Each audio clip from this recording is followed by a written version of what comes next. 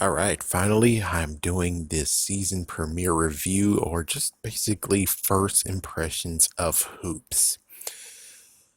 Apparently, 20th Century Fox did it and they gave it to Netflix, and I'm like, oh, I'm not touching that with foot pull. You remember what happened last time when 20th Century Fox got up my grill? Yeah, it's like, oh, yeah, yeah, get your own to the dead. And it's like, yeah, I am not going to touch this that bad. I mean, I might gonna put something that you guys see, but I'm not going to do any snapshots whatsoever because this is a code blue, code freaking damn blue. It's like it's absorbed by Disney, I'm pretty sure, but whoever's the bastard who did it last time, most likely is still there, anyways. So, Hoops. Whoa, that is some freaking colorful language they got there. And the rest of the part's like, it does have a charming story, but the colorful language, I'm like, oh man, it's like an awesome mintly used car or a decent car that doesn't look too badly, but as soon as you drive it you hear that, oh no, there's some squeaking going on. It looks like the back burner or the back burner, the bumper or something is dragging on the freaking damn ground, or something is dragging on the ground making a horrible noise, but it looks good. It drives well, but the horrible noise, that's this freaking damn show. That's what this show is. So apparently he's made this Ben dude, and we're following this coach that actually has the colorful language, and it looks like he has a dad that played the NBA, I think. And what's going on is that he has his own team that he's coaching called the Colts.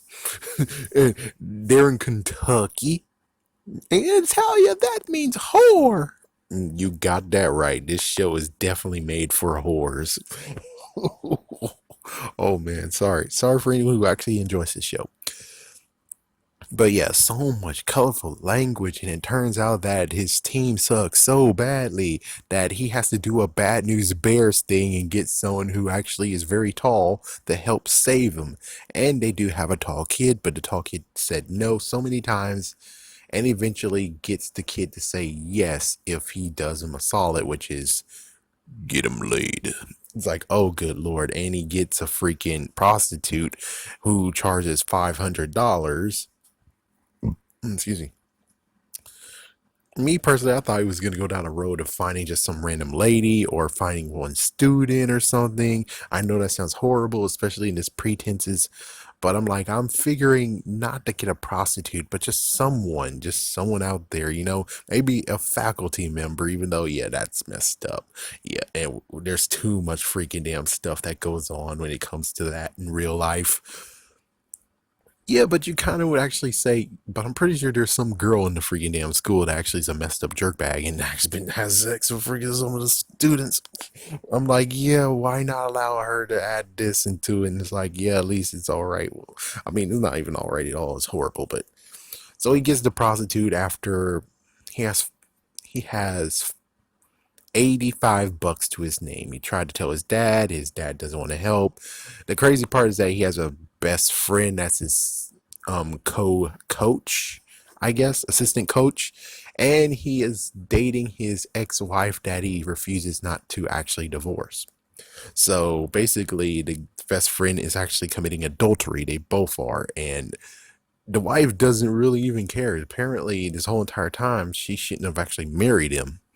I don't know what she saw in him, but apparently she married him. But anyways, yeah, so the other kids actually got $415 and he put the money together and it led to the police actually busting. Wait, no, hold on. How does that freaking work though? I'm sorry to be a jerk, but yeah, I'm gonna rip this freaking episode a little bit. How the fuck that you have a freaking car that's just parked with her in it and the police show up and they're gonna arrest her after she said something. But the thing is that beforehand, it's like the police and there's a girl and the woman in the car. There's nothing wrong. Not unless she did something beforehand.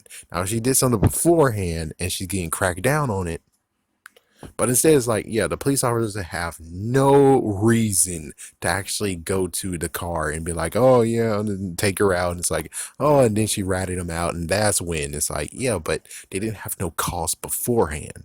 Sorry to freaking screw you over, but yeah, unless she had something she did beforehand, like maybe even had drugs, or she actually pimp slapped a dude and the dude called the cops on her and now they're looking for her. And oh, wait, how does that work though? Because they had two cars, and it's like, what the freak? Unless you had someone who eyewitness news, and maybe they get $50 if they rat her out. It's like I kind of would have liked to have that type of thing going on, but yeah, it's just a random crap. And so he gets arrested too.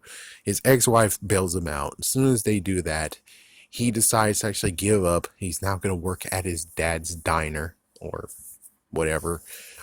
He decides to go to the game. He goes to the game, and the tall kid actually decided to play because apparently no one really truly cares about him.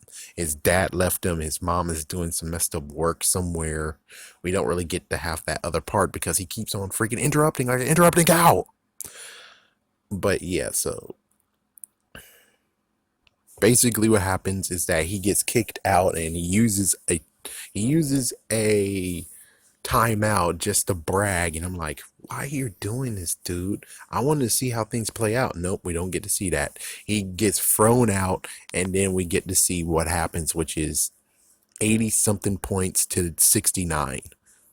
So yeah, he said 16 points. Well, 16 points, that means that 85. So 85 to 69. So yeah, they lost, but they didn't lose that badly. And well, the school board saw improvement, so he gets to keep his job. Whew. So I'm not even sure if I'm gonna continue on because I'm like, it's a good show, pretty damn awesome. But the cussing, yeah, but the cussing and the colorful language, and my goodness, the visionary whatever. It's like, Ben, are you a freaking pervert or something? Because I'm pretty sure you're a freaking damn pervert. Like, what the fuck, man?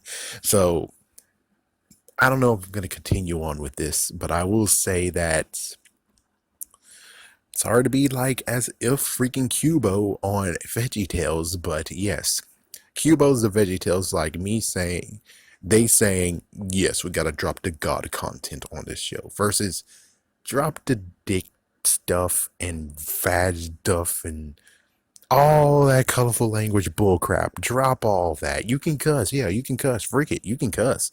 But everything else is like, yeah, drop that crap. And I would actually watch this show.